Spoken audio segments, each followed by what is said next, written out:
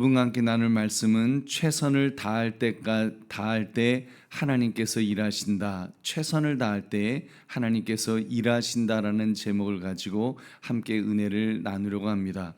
오늘 본문은 야곱과에서만큼 극도로 깨어진 관계로 그 관계도 없을 것입니다. 형제간에, 그것도 쌍둥이 형제간에 아버지만 돌아가시면 내가 죽여버리겠어, 이렇게 말을 할 수 있을까요? 정말 기가 막힌 일이죠. 그리고 더구나 20년 만에 그렇게 동생이 돌아오는데, 그것도 가족을 만들어서 오는데 400명의 군대를 끌고서 맞이하는 사람이 어디 있겠습니까? 지금 야곱의 가정을 보면 정말 관계의 깨어짐이 얼마나 심각한지를 우리가 알 수 있습니다. 또한 동시에 또 그것을 어떻게 극복해 나가는가를 우리가 살펴볼 수 있을 것입니다. 오늘 본문의 중요한 포인트는 하나가 있습니다. 그것은 바로 관계 회복을 위해서 기도하는 것과 인간적인 노력 사이에 어떻게 처신해야 하느냐라는 질문입니다. 하나님께 기도하고 무조건 하나님의 역사만을 기다려야 되는 것일까요? 마치 감나무 밑에서 입을 딱 벌리고 감이 떨어지기를 이제 기다리는 그런 식의 삶을 사는 것이 좋은 것일까요? 아니면 온갖 수단 방법을 다 하면서 정말 뇌물을 써서라도 인간적인 방법으로라도 화해하도록 노력해야 하는 것이 좋은 것일까요? 믿음의 사람은 이 둘 사이에서 어떻게 처신하는 것이 올바른 것이겠습니까? 여러분, 오늘 말씀 최선을 다할 때 하나님께서 일하신다, 이 제목을 가지고 관계의 회복을 위해서 우리가 어떻게 처신해야 될 것인가를 생각하시는 이 새벽 되시기를 주님의 이름으로 축원합니다. 여러분, 어제 본문을 기억하실 것입니다. 야곱의 기도하는 장면을 여러분 보셨죠? 하나님이 누구신지를 고백하면서 아브라함의 하나님, 이삭의 하나님이라고 부르면서 정말 자기가 하나님께서 그 부모의 그 땅으로 다시 돌아가라고 명령하셔서 자기가 거기에 순종한다는 그런 기도하는 모습을 우리가 보았습니다. 그러면서 자기는 정말 그런 하나님의 은혜를 감당할 수 없는, 자격이 없는 그런 사람이라고 고백하면서도, 그러나 하나님, 정말 하나님께서 약속하셨기 때문에 그 바닷가의 모래알 같이 많은 자손을 주시겠다고 약속하셨기 때문에 하나님, 에서로부터 저를 구원해 주세요, 하나님이 구원해 주셔야 됩니다라고 하는 그 기도를 간절하게 그 약속의 말씀을 붙들면서 기도했다는 사실을 우리가 함께 살펴보았습니다. 여러분, 하지만 그렇게 기도가 끝났다고 해서 현실이, 기도가 아멘 하고 끝나고 나면 현실이 갑자기 짜잔 하면서 바뀌는 그런 것이 아니죠. 요즘으로 말하면 핸드폰이 있어갖고 전화가 때르릉 아멘 하고 끝났더니 때르릉 하고 전화가 오는데 야곱아, 나 형 에서인데 내가 너를 다 용서할게, 내가 너 기도하는 소리를 하나님이 말씀하셔서 내가 다 용서할 거야, 이런 일이 지금 벌어지는 것이 아닙니다. 여전히 지금 400명의 군대가 지금 형 에서와 함께 지금 야곱에게 달려오고 있다고 하는 그 현실은 하나도 변한 것이 없는 그런 상황이었습니다. 이때 두 가지 태도가 또 있을 것입니다. 하나님께 기도했으니까 이제 난 몰라, 죽든 말든 하나님이 알아서 하실 거야, 이게 믿음의 사람의 모습이야 하면서 아무것도 하지 않을 수가 있겠죠. 아니면 어제 7절의 말씀처럼 두 때를 또 나누는, 거기서 인간적인 또 꾀로 이렇게 돌아가는 그런 모습으로 살아갈 수 있을 것입니다. 여러분, 야곱의 모습, 야곱은 어떻게 했습니까? 우리 자세히 야곱의 모습을 살펴봅시다. 우리 13절부터 15절까지 함께 읽겠습니다. 시작. 야곱이 거기서 밤을 지내고 그 소유 중에서 형 에서를 위하여 예물을 택하니 암염소가 200이요 순염소가 20이요 암양이 200이요 순양이 20이요 젖나는 낙타 30과 그 새끼요 암소가 40이요 황소가 10이요 암나귀가 20이요 그 새끼 나귀가 10이라. 아멘. 여러분, 지금 야곱이 지금 형 에서에게 준비한 선물 이거를 갖다가 요즘 가격으로 환산한다고 하면 한 5억 이렇게 5억 정도 되는 이 굉장히 많은 돈입니다. 지금 돈으로 해도 굉장히 많죠. 그렇지만 그 고대 근동 지역의 그런 어떤 그 생활 수준으로 생각한다면 이거는 어마어마한 액수인 것입니다. 한 부족을 이끌 수 있을 만큼 그런 아주 굉장히 큰 액수의 선물을 지금 준비했던 것입니다. 그리고 그 선물을 이렇게 전달하는 방법도 굉장히 순차적으로 아주 그 배려하는 모습이 있습니다. 우리 16절부터 18절까지 같이 읽겠습니다. 시작. 그것을 각각 때로 나누어 종들의 손에 맡기고 그의 종에게 이르되 나보다 앞서 건너가서 각대로 거리를 두게 하라 하고 그가 또 앞선 자에게 명령하여 이르되 내 형 에서가 너를 만나 묻기를 내가 누구의 사람이며 어디로 가느냐 내 앞에 것은 누구의 것이냐 하거든 대답하기를 주의 종 야곱의 것이요 자기 주 에서에게로 보내는 예물이오며 야곱도 우리 뒤에 있나이다 하라 하고 아멘. 이렇게 세 때로 나누었습니다. 그래서 순차적으로 이제 형 에서에게 전달했던 것입니다.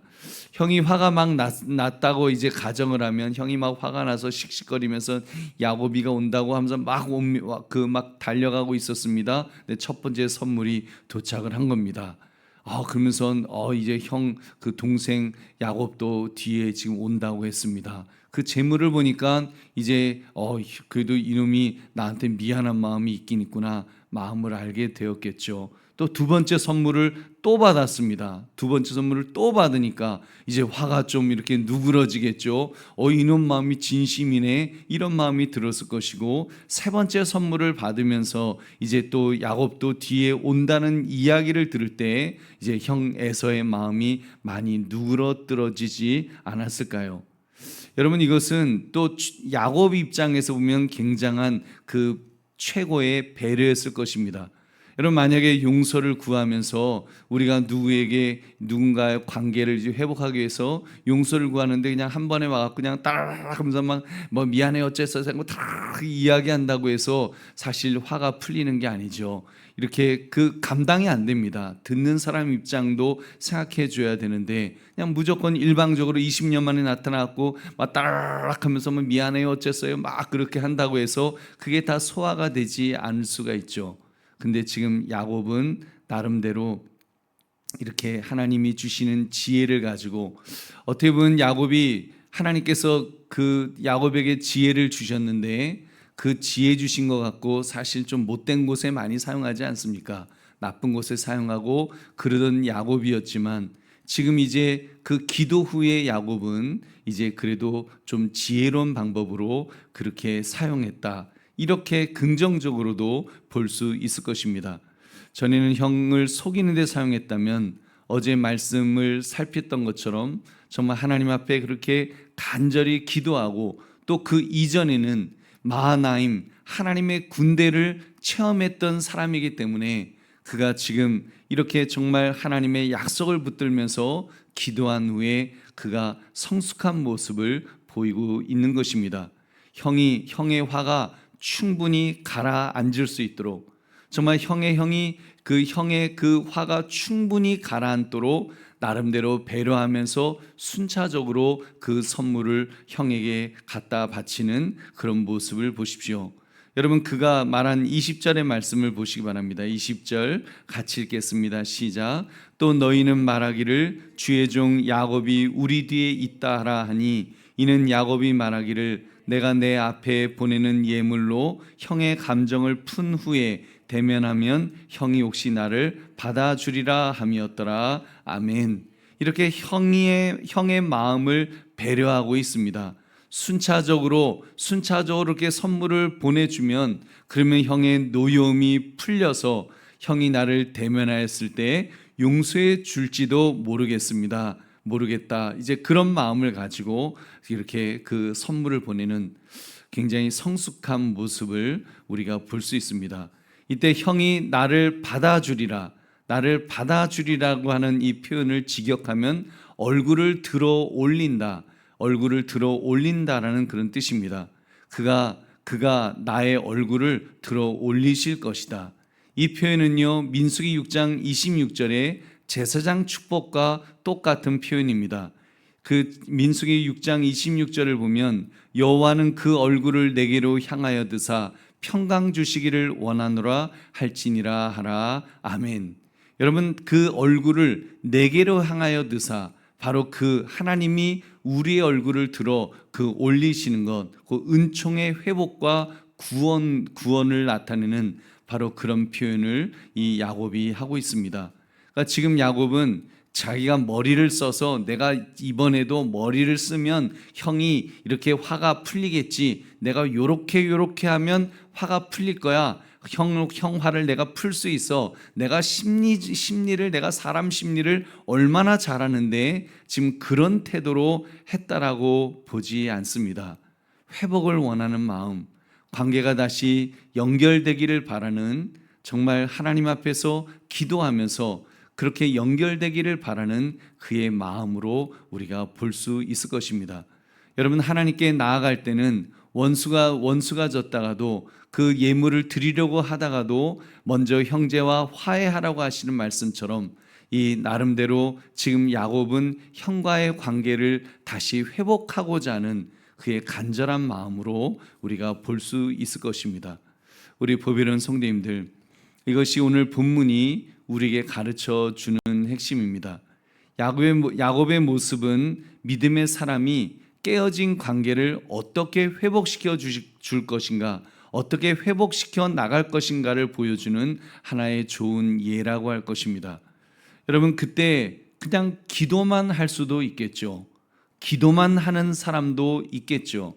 여러분, 전에도 몇 번 말씀드린 적 있지만 밀양이라고 하는 전도연 주연의 그 실화를 바탕으로 한 그 영화를 보면 이제 아들을 죽인 학원 원장, 그 사람이 감옥에서 이제 자기가 그 하나님을 만나고 회개하고 이제 용서를 받았다고 하는, 그래서 평안한 마음으로 살아가고 있다고 하는 그런 이야기를 합니다.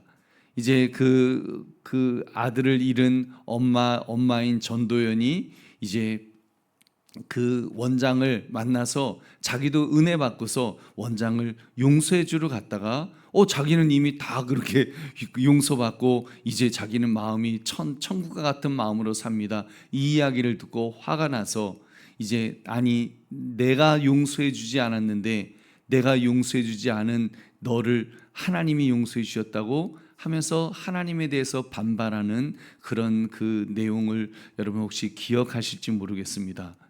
여러분, 그것은 바람직한 용서의 회개의 모습이 아닙니다. 회개했다고 하면서 이렇게 실질적으로 자기가 용서를 구할 수 있는 사람이 있는데도 아무런 것도 하지 않고 내가 하나님과 직통으로 내가 기도하고 회개했으니까 나는 된 거야, 다 끝난 거야 라고 하는 것은 바람직하지 않죠. 여러분, 또 두 번째, 그렇다고 잔꾀를 또 부리는 그런 경우도 있겠죠. 자기 머리로 이렇게 모든 거를 자기 힘으로, 자기 능력으로, 자기의 어떤 그런 그 지식으로 문제를 해결하려고 하는, 여러분, 그런 모습도 결코 믿음의 사람의 모습은 아닐 것입니다. 여러분, 믿음의 사람은 오늘 야곱이 보여주는 것처럼 기도하는 것, 여러분, 기도가 굉장히 중요하죠. 우리가 살아가면서 어려움을 만나고 문제를 만나고 문제를 해결해야 되는 일이든 무슨 일이든 간에 그 가장 중요한 것은 기도하는 것일 것입니다. 기도하는 것이 가장 중요하죠. 그렇지만 기도하는 것만큼 기도자가 할 수 있는 또 최선을 다해야 되는 그것도 마땅한 우리의 의무입니다. 여러분, 기도의 사람일수록 준비는 더 섬세하게 해야 한다는 사실입니다. 오늘 본문의 이 야곱처럼 말입니다. 자기가 할 수 있는 최선의 준비를 다하고 있습니다. 자기가 바칠 수 있는 예물을 최선을 다해서 다 준비하고 또 그것을 전달하는 과정까지도 상대방의 마음을 다 배려하면서 하나하나를 꼼꼼하게 챙기는, 상대방의 마음까지 챙기는, 용서를 구하는 사람의 마음까지 챙기는 이 모습, 그런 후에 하나님께 맡기는 것, 여러분 이것이 믿음의 사람의 모습인 줄 믿으시기 바랍니다. 여러분 야곱이 화해를 위해서 재물을 준비했습니다. 수많은 가축을 형에게 선물로 주었습니다. 그러나 여러분 우리 믿음의 사람은 엄밀히 말해서 여러분 화해를 위한 그 가축은 예표에 불과합니다. 그것은 실체가 실체라기보다는 진짜 믿음의 사람이 의지하고 붙들고 감당해야 될 것이 있다면 바로 그 가축, 그것의 그 예표가 되시는 화해를 주도하시는 참 제물이신 예수 그리스도가 실체이신 줄 믿으시기 바랍니다. 그래서 믿음의 사람은 그 예수 그리스도를 의지해야 되는 것이고 사실은 그 예수 그리스도를 여러분 전달하는 것입니다. 예수 그리스도를 통해서 예수님을 통하여 화해를 찾고 화해의 길을 찾을 수 있는 그런 사람, 그 예수님을 통한다는 것이 내가 아무것도 안 쓴다는 것이 아니라 내가 할 수 있는 모든 것들을 다 감당하면서 거기에 가장 큰 재물은, 가장 큰 예물은 예수 그리스도임을 깨달아서 예수님을 함께 전달하기 위해서 애쓰는, 또 그 예수님을 의지하는 그 모습이 우리의 모습인 줄 믿으시기 바랍니다. 에베소 5장 2절은 이렇게 말씀합니다. 그리스도께서 너희를 사랑하신 것 같이 너희도 사랑 가운데서 행하라. 그는 우리를 위하여 자신을 버리사 향기로운 제물과 희생 제물로 하나님께 드리셨느니라. 아멘. 여러분 그러므로 우리의 힘으로는 형제의 분노도 나의 죄도 하나님의 공의도 덮을 길이 없습니다. 오직 예수, 십자가에서 피 흘려 죽으신 예수 그리스도만이 우리의 죄를 덮어주시는 것을 우리가 깨달아서 주님을 의지해야 될 줄로 믿습니다. 주님 관계 속에서 여러분 주님의 피로 덮어주옵소서. 주님의 십자가의 보혈로 덮어달라고 우리가 주님 앞에 기도하며 간구하면 주께서 가장 좋은 길로 이끌으실 줄 믿으시기 바랍니다. 말씀을 맺습니다. 여러분 최선을 다할 때 하나님께서 일하신다고 했습니다. 그렇습니다. 믿음의 사람은 하나님 앞에 기도하는 것만큼 자신이 준비할 수 있는 최선을 다하는 것이 너무나도 중요합니다. 그것을 위해서 필요하면 물질도 투자하고 시간도 투자하고 재능도 투자하고 자기가 할 수 있는 것을 다 해야 되겠죠. 하나님은 그런 자와 함께 역사하시는 줄 다시 한번 믿으시기 바랍니다. 여러분 유치한 이야기입니다만 수능을 위한 기도를 할 때도 마찬가지겠죠. 우리가 이제 며칠 수능이 안 남았으니까 수능이라고 하는 인생에서 가장 큰 문제 앞에 서 있을 때에도 우리가 그 입시를 준비하는 학생이 하나님 앞에서 기도만 하고 기도만 열심히 하면서 주님 수능에 이번에 좋은 성적 주십시오라고 기도만 열심히 하고 그리고 하나도 공부하지 않는다면 하나님은 역사하지 않으십니다. 여러분 그때 기도했으면 기도한 것만큼 공부해야 될 줄로 믿습니다. 노트를 정리하고 핵심을 파악하고 열심히 암기하면서 자기가 할 수 있는 모든 것을 다 동원해서 열심히 준비하는 것, 그렇게 준비한 자에게 하나님께서 함께 하시는 줄로 믿습니다. 그러므로 최선을 다할 때 하나님께서 일하신다, 이 제목처럼 주님 앞에 기도하며 내가 할 수 있는 최선을 다하시는 저와 여러분 되시기를 주님의 이름으로 축원합니다. 우리 함께 기도하겠습니다. 말씀 생각하시면서 하나님 그렇게 살기 원합니다. 최선을 다할 때 하나님께서 일하신다는 사실을 깨달아서 정말 최선을 다하여 준비하되 예수 그리스도를 의지하며 그렇게 준비할 수 있는 믿음의 장부되게 해달라고 우리 주님 앞에 기도하겠습니다.